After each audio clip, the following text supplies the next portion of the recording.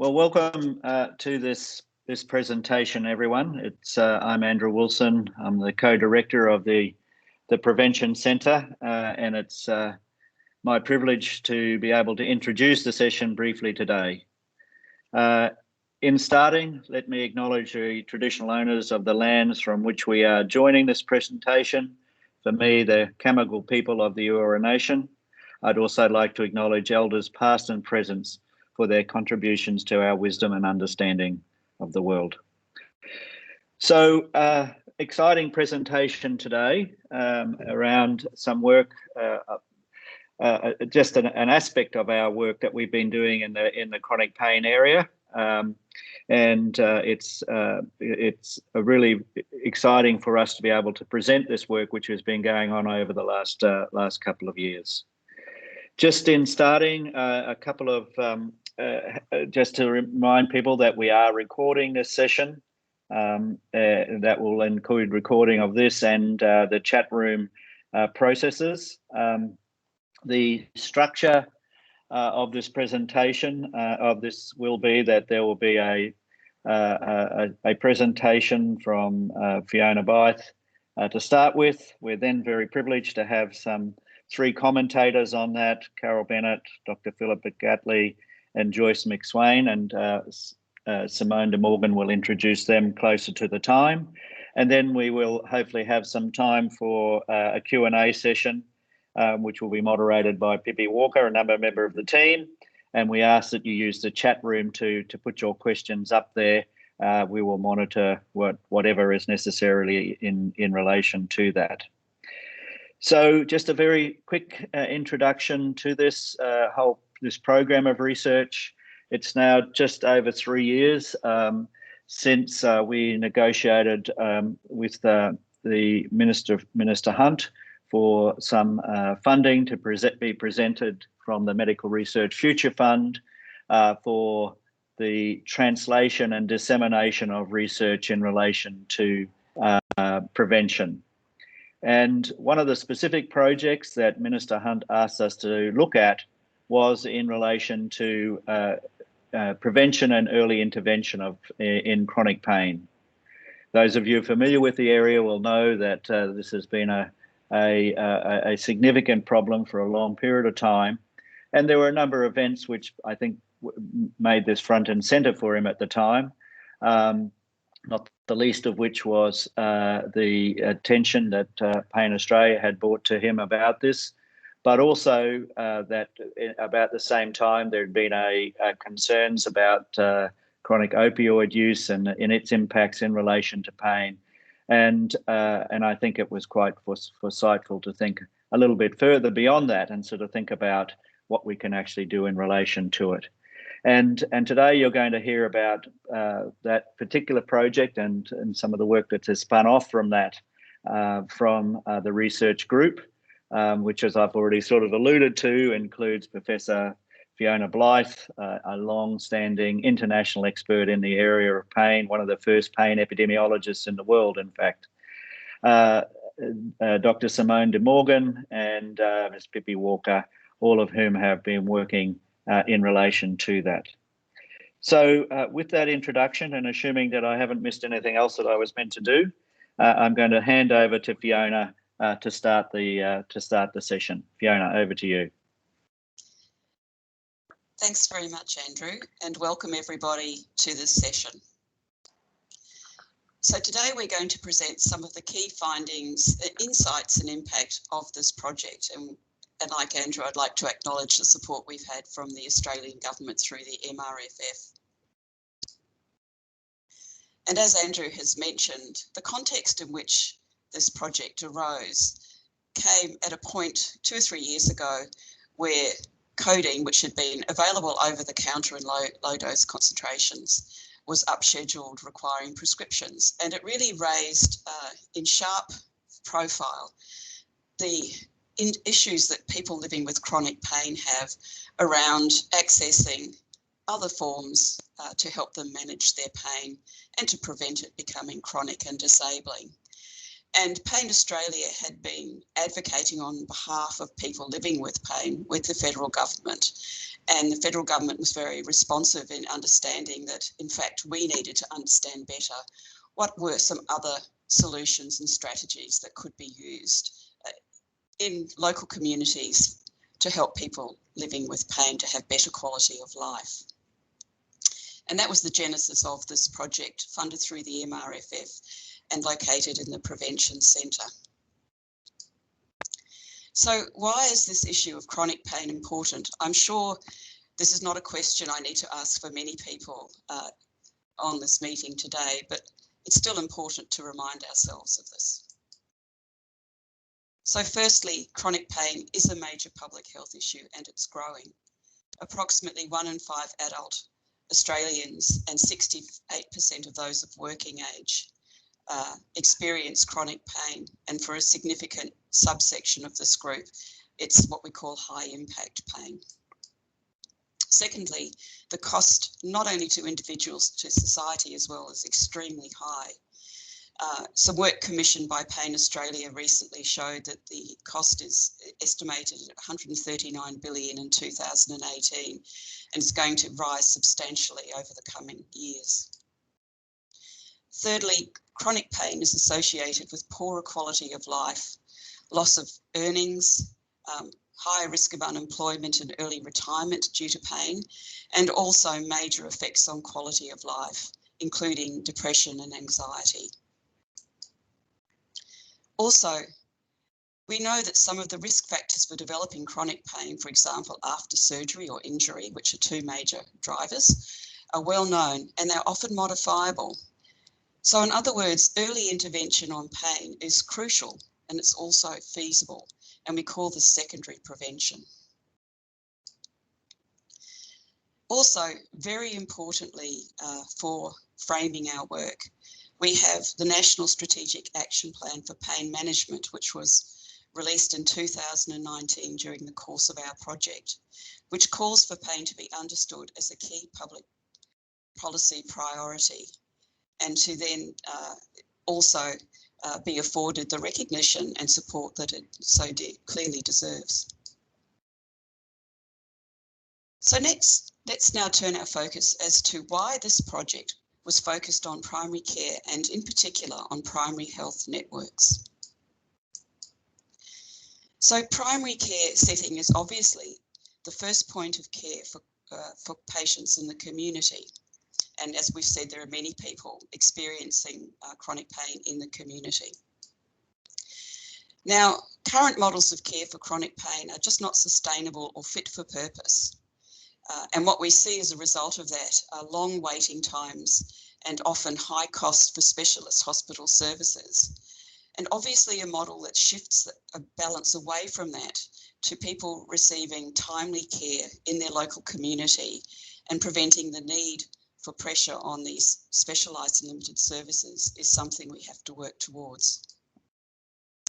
And primary health networks are optimally placed to be at the centre of this initiative because they commission services in their local communities, they support general practices and other healthcare providers in their communities, and importantly, they support the integration of local healthcare services. And that is what people with chronic pain need. They need integrated care. So let's just walk through in an overview fashion what we did in our project. So we had 2 overarching aims. The first was to synthesise knowledge about the secondary prevention and management of chronic pain. And the second aim was to improve knowledge, not just knowledge, but knowledge sharing and also knowledge use among primary health networks about the options they have to address the secondary prevention and management of chronic pain in their own primary care settings. Now, we had a very high level of engagement with PHNs, which everybody on the research team really enjoyed and benefited from. We consulted with executive level staff and program leaders from across the nation, from all PHNs apart from one in metropolitan Victoria. Now, our project had 3 phases. So in phase one, we consulted with PHNs to understand their needs, their priorities for funding, and the gaps between needs, priorities in their communities. And we mapped their chronic pain initiatives. In phase two, we had discussions with PHNs about their potential options, and this was informed by a rapid evidence review around secondary prevention and management of chronic pain in primary care settings. In the third phase of our project, we conducted a survey of experts in the field to establish consensus on what are the key elements and enablers to be able to implement community-based pain programs. And we conducted a survey of PHNs to gain an in-depth understanding of their existing community-based pain programs, and as our project encompassed the onset of the pandemic, how they had worked to adapt their programs during the COVID-19 pandemic. And we used mixed methods and emergent methodology as we progressed our project. So what did we find? Firstly, in relation to chronic pain as a PHN health and/or service need, we identified that about half of the 25 PHNs and the consortium known as WAFA in Western Australia, the Primary Health Alliance, so about half of them had reported chronic pain as a health and/or as a service need in their area. Secondly, in relation to chronic pain as a PHN priority area. So only 9 of the PHNs and the WAFA consortium had reported chronic pain as a priority area. So we then went on to try and work out what had been the main barriers to PHNs either identifying chronic pain as a need or as a priority. And at the heart of it was that chronic pain was frequently not considered as a distinct condition in PHN needs assessment processes. There was a lack of high quality and, importantly, timely local data at a PHN level about health and service needs related to chronic pain. And again, this was related to the fact that it wasn't differentiated as a need or condition in its own right. And of course, inevitably, there were competing priorities for funding and resources within PHNs. So what we did, and I apologise for the depth of the slide, but I just wanted to give you a quick overview and explain to you that we developed a framework of options to address the management and prevention of chronic pain to help PHN decision makers. And this was informed by a rapid evidence review that we conducted of what was feasible and had proof of working in this space. And we organised it around 3 of the goals from the National Pain Strategy. And these were Goal 1, access to multidisciplinary care and improving consumer health literacy and care navigation. The second goal, to ensure health professionals are skilled and provide best practice and evidence-based care.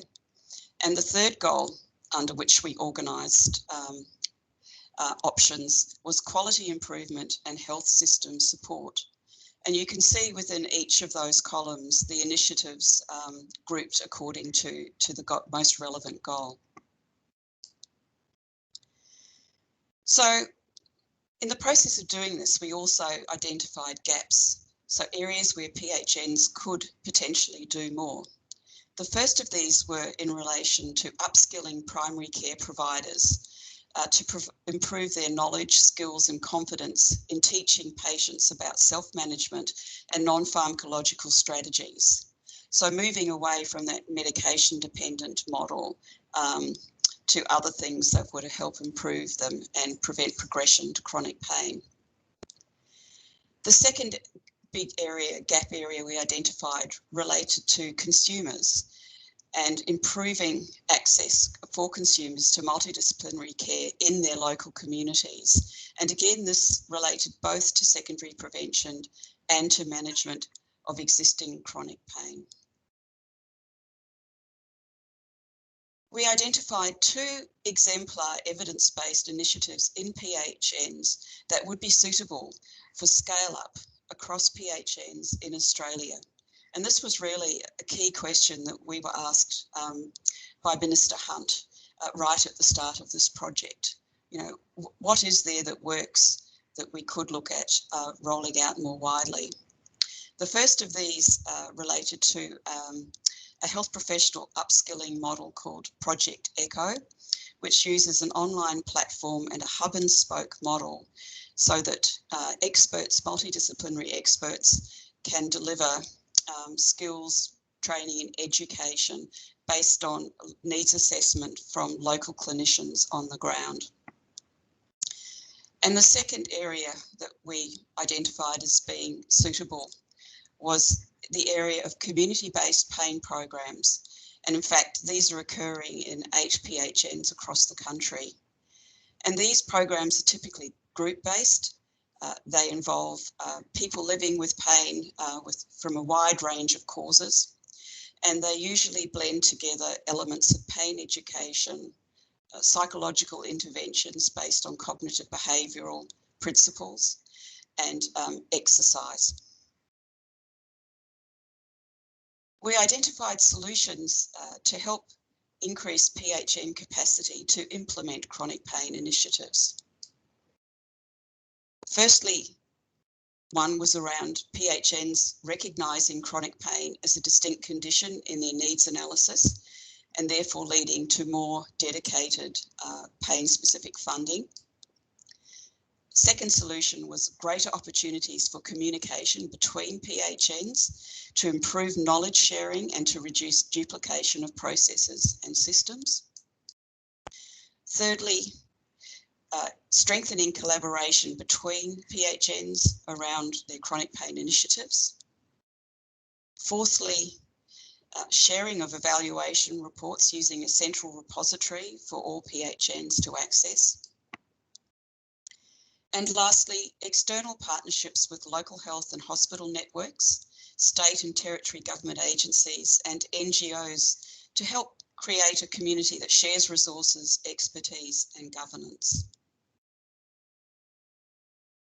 So now let's look at some of the impact that we have identified from our project. And just to say what I think is obvious, that we will never quite know all of the ripples, the linkages and the relationships and feedback loops and interactions among the system's parts, but we have been trying as we go and in communication with our wonderful, vibrant network of PHNs and other partners to try and to track the impact story of this project. And I'm just going to give you now some examples of impact on policy and practice that we have identified. So the first question you might ask is, have we influenced the understanding of the problem or knowledge of options to address the problem that we set out to look at?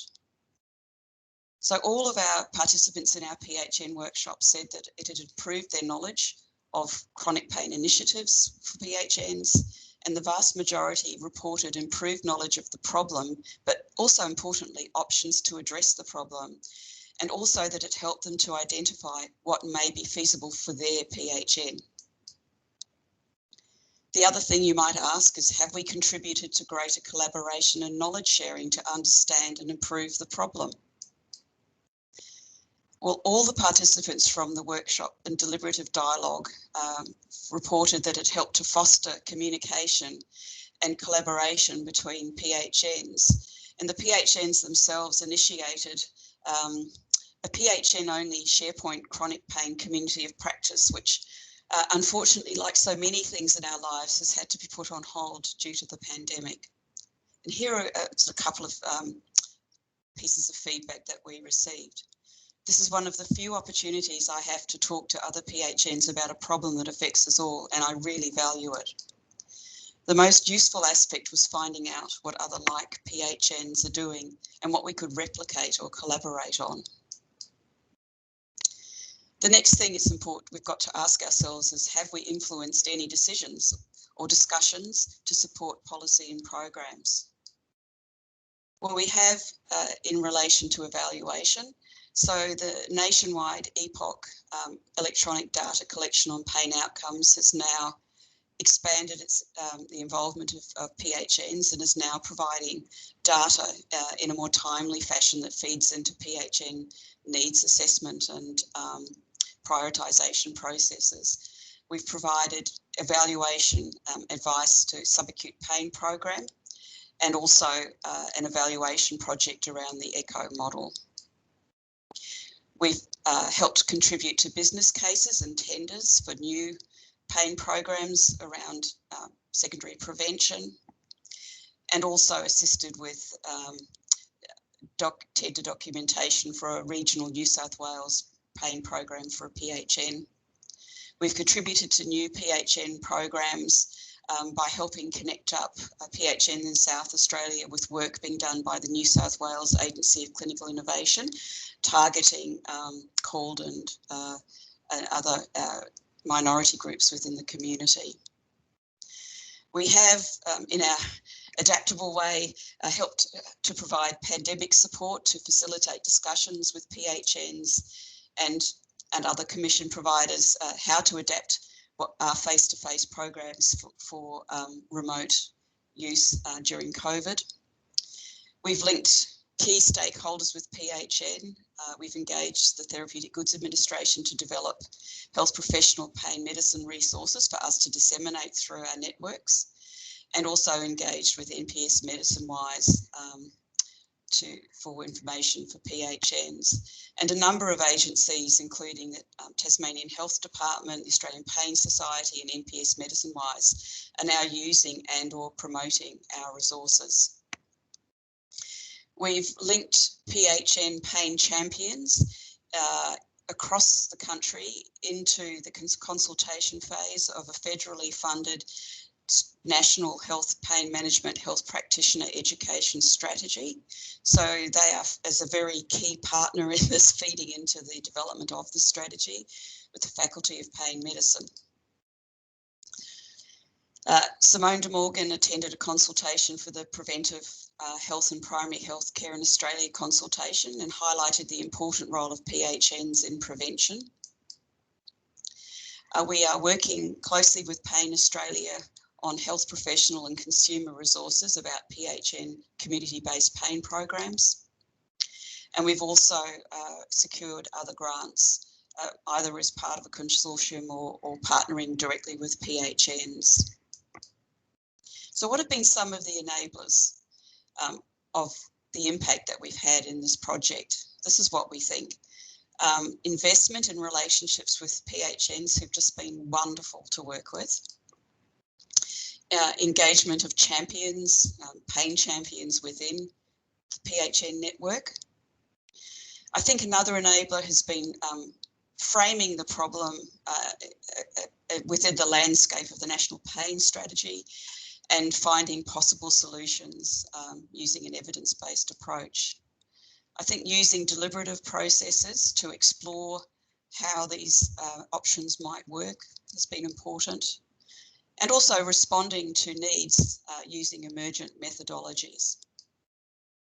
We've also, I think, providing in-kind support to a range of PHNs has helped us push through some of our findings into practice.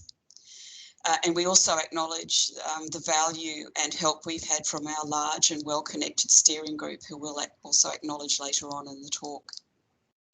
We've also created partnerships with key stakeholders, both in the pain space, but also the prevention space. And there have also been some important enabling policy windows that have happened with the Pain Australia National Action Plan, things that have come out of the opioid crisis and ongoing work by the ACI Pain Network. And of course, support from the Prevention Centre, the practical support, but also enriched how we've thought about systems analysis and prevention more broadly. So the next steps, building on the work that we've done and our ongoing engagement with PHNs. As I've said, we're collaborating with Pain Australia to develop a resource kit for health professionals and consumers about PHN community-based pain programs. And we are contributing to the development of a national digital pain management training program for health professionals, as part of a consortium in a project funded by the Australian government, and specifically looking at piloting Project ECHO in one PHN and strengthening initiatives with medicine, NPS Medicine-wise, and how they engage with PHNs. And we will be conducting a webinar for PHNs about Project ECHO later on this year. And we're still continue to look for funding opportunities related to how to scale up community-based pain programs and clinician upskilling across more PHNs in Australia. So with that, I'd like to thank the Australian Prevention Partnership Centre, all of our wonderful collaborators, the PHNs, thank you, thank you, thank you, Pain Australia, New South Wales ACI, NPS Medicine-wise, the TGA, Pain Management Research Institute at Sydney University, the University of Wollongong, which houses the EPOC system. And also thank you to our large, very wise and helpful project steering committee representing many groups and individuals doing important work in this field. Now, more information about our project can be found on the Prevention Centre website in a wide range of formats. And please feel free to connect with us for further questions or collaboration through the wonderful Dr. Simone de Morgan. And with that, I will hand over for the next part of this seminar.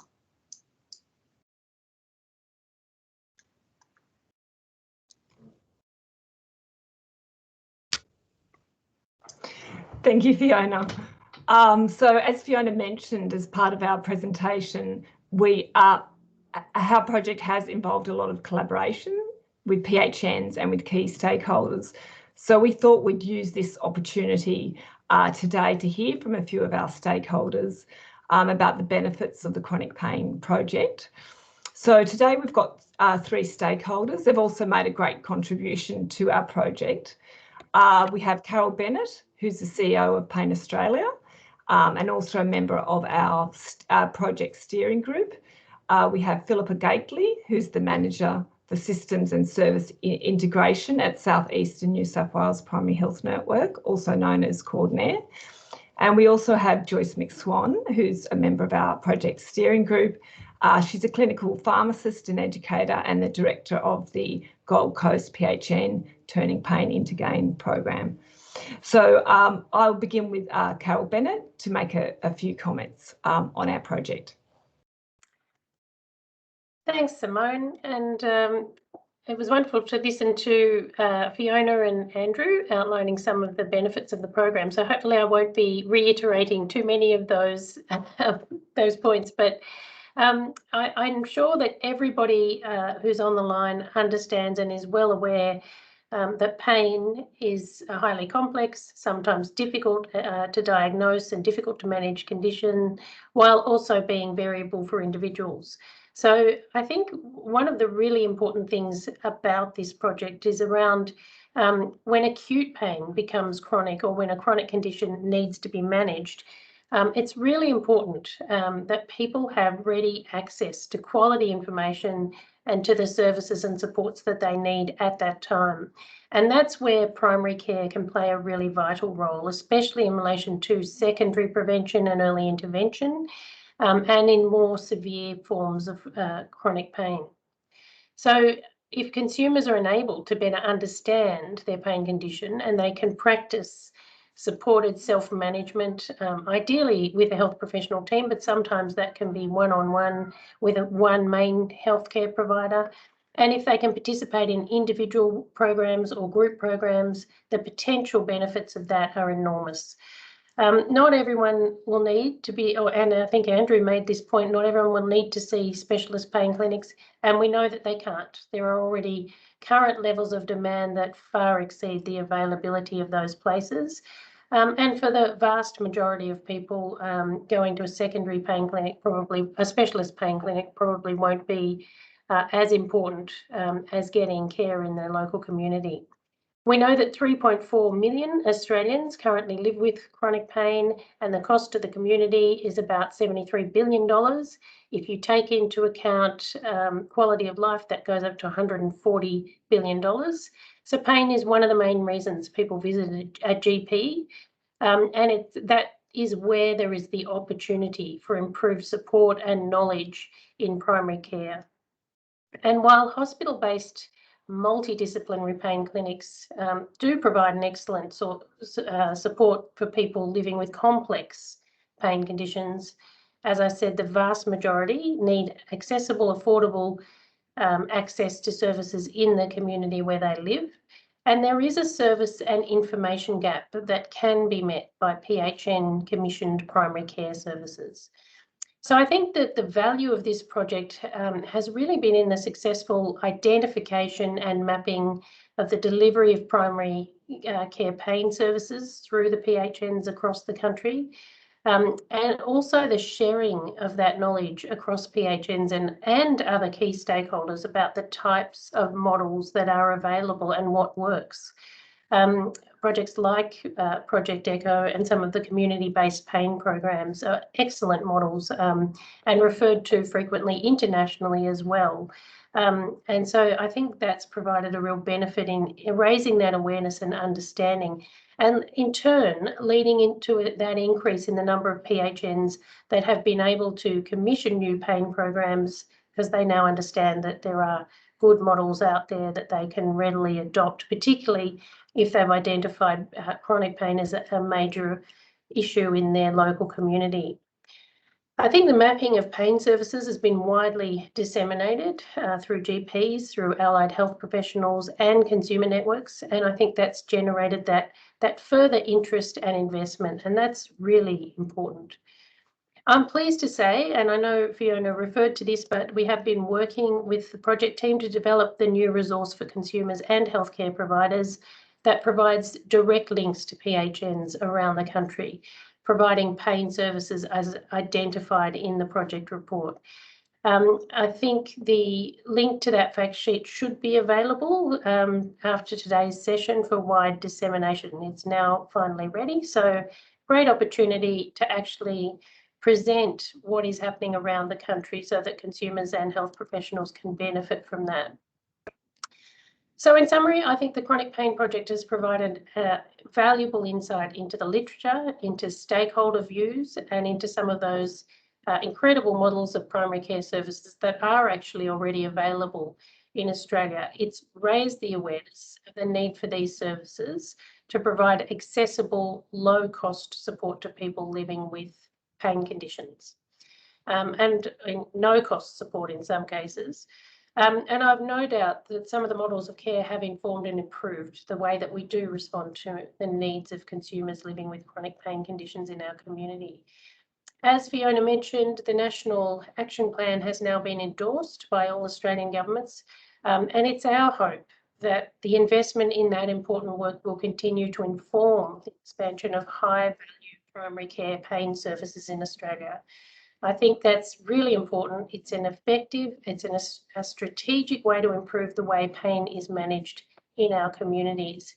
So I'd like to thank Andrew, Fiona, Simone, Pippi, and all the team and the Prevention Centre for their work on this project, and really appreciated the opportunity for Pain Australia to contribute to this important work, and we hope to see it grow and expand. Thank you. Thanks so much, Carol.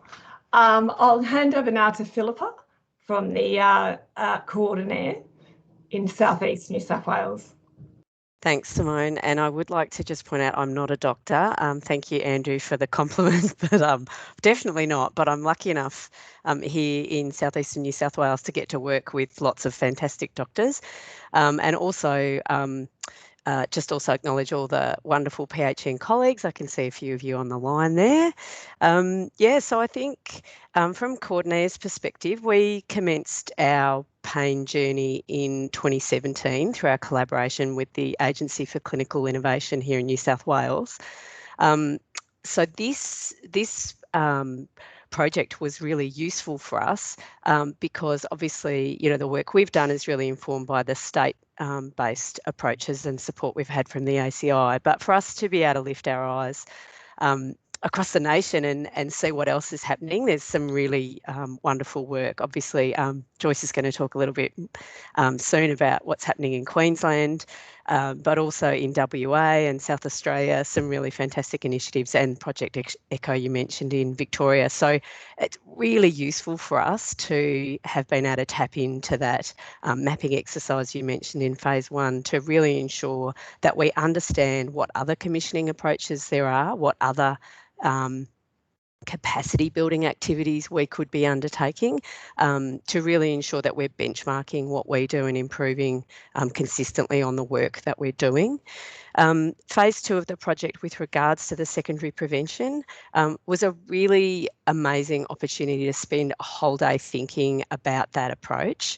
We really hadn't been doing any work in this space, and you know, but you can't just keep, you know, people just can't keep ending up in the funnel. We have to try and do something earlier.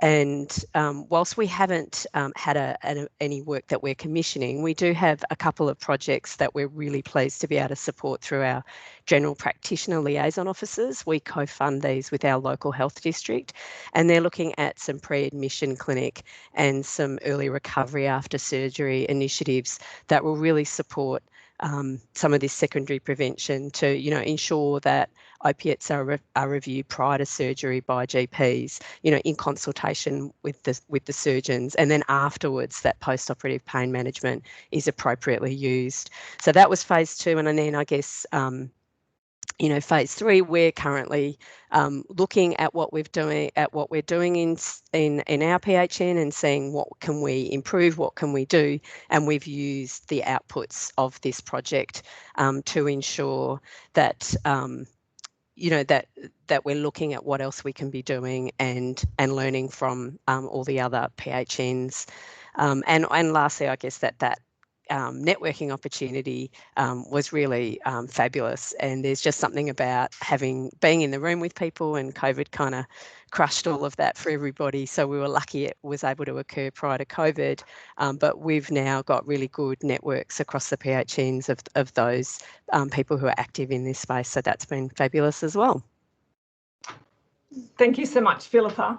And also just to note that Philippa is on our external advisory group for our ALIGN project about developing pain management education. So we really value her input over the next couple of years on that project. So I'll hand over to Joyce. Yeah, hi everybody. Thank you for having me. Look, it's a delight to hear this, you know, just listening to Carol and Philippa. I sort of sit reflecting a little bit of the lonely journey 10 years ago in primary care, when as a pharmacist by background, I saw the horrifying sort of, you know, video kind of footage in my mind of where the opioid issues were going. And so it's very heartening. Little did I know that the sort of the dream of what primary care could do is now actually, you know, on the map. That's very, very significant, because there was very little by way of mentoring back in those days, and certainly the experience gained in developing of the primary care work has been significant. I think this project, from the PHN perspective, and coming on the interface of when we piloted in the Medicare local days, we had the alliance back then, and that model was really helpful to kind of attempt to bring everybody together. Unfortunately, with the PHN model, that went, and I think this emergence of this chronic pain project kind of took that back again and allowed that alliance to happen again. So that's that really was what that reminded me of, the alliance days and being able to ally like this and information share and transparency. Look, the time is of the essence when we're looking at a supply demand here, and we don't really have the luxury of time, I feel, to reinvent 10 years of work. You know, we need to leverage off that. We need to optimize that. We've been very, very, very lucky for the GCPHN to have seen the vision of an idea really and took a chance, honestly, on innovations and allowed time to allow standardization. Because time, the Turning Pain into Gain program is a informed research program as such. It was largely informed, evolved, and over years, you need years to allow you to do that. So over 8 years now, but in the first 4 years, it was early in that journey. And so now there's a very easy standardized click-in model. So urging PHNs to kind of be aware of it. The project allowed for awareness and navigation, isolation as well for developers like ourselves, for all of us, not just for the patients. And I think it gave us some awareness of the deficits of funding in terms of the fact that, as Fiona said, all the fingers in the same pot comes from a very small, limited, flexible funding, very limited. And I've highlighted these. I had the very good fortune of highlighting these to the Productivity Commission. Our program was featured in the current chronic, the Innovations in Care for Chronic Health Conditions. That is developed by the Productivity Commission. It featured case studies of innovations. It was released in March 2021, and Stephen King himself has been in touch to give his support to primary care. They became aware of the flexible funding pot when they kind of had an aha moment themselves of where the funds were coming from, which is really a dire issue, I feel. From the Commonwealth level, and to really, let Minister Hunt be aware of that is very, very important, because otherwise it's limited in terms of what good models can provide. Despite really good education, and credit to everybody doing that with health professionals need informed health professionals will then start to want to practice in the new way of collaboration. Without services on the ground from PHNs, there is nothing for them to refer to. That also the mixed funding model is critical, and that's obviously what we've done because of the flexible funding pool that it's come out of. So cost modelling and that low competitive nature of the competitive nature of got to be an efficient cost model has to come in, and certainly that's been very fortunate for us to be able to compete in that well, and enable PHNs to do that. Now, the other value of this project was the secondary prevention. So in the early integration of this project, when I was part of the steering committee, and as we, unpack that, it became very aware for me that that's a big significant issue. I see that anyway over the last, 5 years, but didn't quite sort of know until I think some of Simone's work and the team's work sort of went, oh, wow, this is a massive gap. So consequently, I pestered the GCPHN, as I do well, and already they're very motivated and inspired to help. And therefore, we were able this past year, lo and behold, over COVID, which was even more interesting. And we've just almost completed in about 7 days, we will close the subacute early intervention pilot that we've just run. That's been very interesting. We'll crunch the results of that, and Bond Uni have been involved with us in collaboration. We'll crunch the results and share that in due course. There's no ongoing funding for that currently because we also didn't request for that right now. We just want to relook at the results. And again, we've always done informed research, program informed by research, and then we'll evolve that. But that was really useful coming from the highlights of your project, highlighted us to do something about it. It gave me ammunition to go back to the PHN to strategically inspire them to do it. They put funding towards it. It was small but enough, and we were able to, because of a primary model with the Turning Pain into Gain, we could leverage off our, so cost-wise, it was a little bit easier, but we are costing it as a standalone, so we can all be aware of what it takes.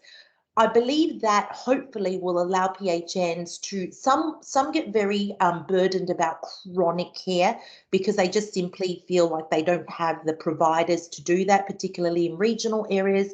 So the subacute program hopefully is like the, do something anyway. If you've got small budget, do that. If you've got big budget, do that. So hopefully it gives them something where, maybe fit into their flexible funding to do something anyways.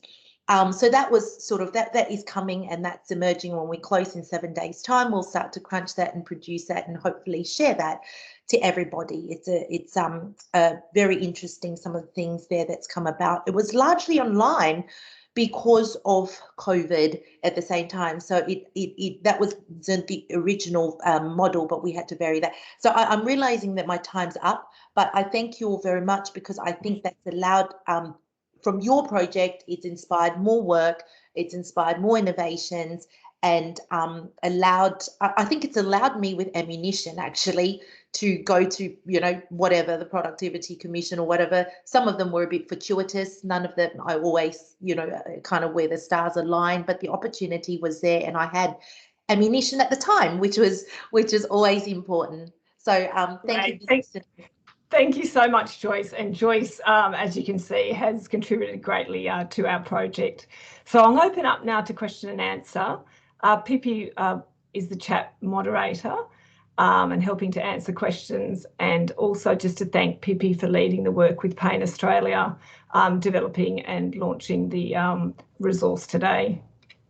Thanks, Simone, and thanks so much, Carol, Joyce and Philippa, for your reflections. It's really nice to hear from participants of the project on your own experiences. I found that really valuable to listen to. I'll just make everyone aware in the chat, I have been dropping some links into some of the information that's been spoken about today, including the new fact sheet on community-based pain programs that was produced in partnership with Pain Australia and the New South Wales ACI. I encourage anybody now, if you do have any questions for the project team or any of our panel members, please put it into the chat now. Also, you'll find the full report on community-based pain programs and the Productivity Commission's report that Joyce just mentioned before is in the chat. While we're just waiting to see if anyone has any questions, I thought, Simone, with regard to the 2 key evidence-based initiatives suitable for scale-up that we identified in this project. So because we've already mentioned some of the resources and reports available in relation to community-based pain programs, because I know we've got quite a number of PHN representatives on the line today, I thought it might be good if you could provide any guidance on where PHNs could start if they're interested in exploring the implementation of Project Echo as the other exemplary initiative that we identified. Okay, well, as Fiona mentioned in the presentation, we will be conducting a webinar later this year about Project Echo, and so I'll be talking about our evaluation of the Project Echo for persistent pain in the Western Victoria PHN. And in that evaluation, we put together some recommendations of how to implement and evaluate high quality Project Echo programs. So as part of the webinar, we're also hoping to get the representatives from the Super Hub in Queensland to participate. And there's also a new Project Echo for persistent pain in Townsville, and get some representatives from there to talk to PHNs about Project Echo. So just to also highlight that we do have an opportunity in this aligned project where we're developing pain management education for health professionals to support one PHN to implement and evaluate Project Echo.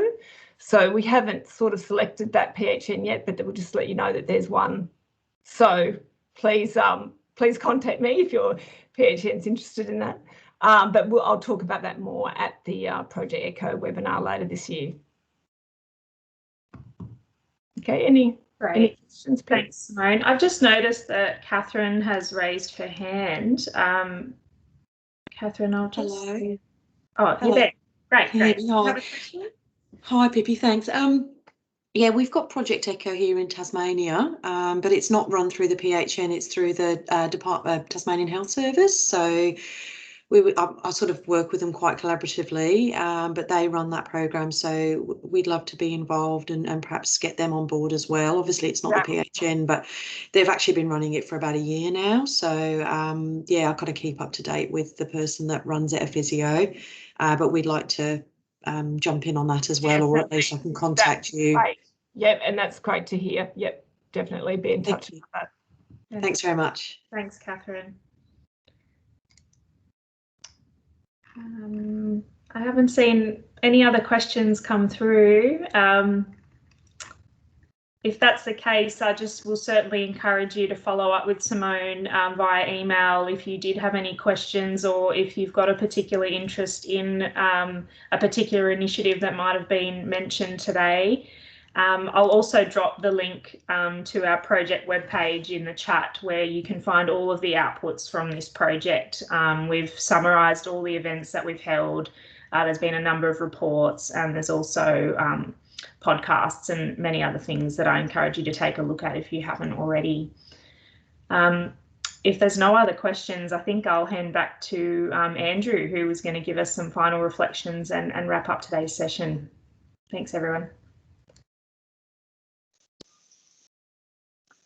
Well, mainly at this point, really just to thank all those who have participated in the presentation today. As all have made clear, this is the problem's not going away. What we've got here is a recognition of the complexity of the problem that we're trying to deal with for people with chronic pain. That we have a health system that's really not it's not good at handling most chronic conditions, but particularly for chronic pain, where you have a condition which is frequently invisible, which frequently comes with people who feel like the system's got it in for them, and where it's been long neglected, and so consequently there are lots of people seeking and needing help within the system in relation to it. And I think the one closing point I would just like to make about this is that I think this project illustrates the sort of systems perspective that we've tried to bring to all of the projects that we've undertaken in the prevention system. This is probably more at the sort of clinical end than most of the other work that we've done, but I do think it illustrates the power of systems thinking in trying to address problems such as this when they involve multiple parts of our health system, when they involve a large problem which where there isn't going to be a sudden response possible, even if we had all the resources that we need. And that's not to say that there isn't a need for further resourcing in this area. So just in closing then, let me just thank the team for their fantastic work in that. Thank you, Carol, Philippa and Joyce, for your commentary on it. And thank you everyone for joining us today.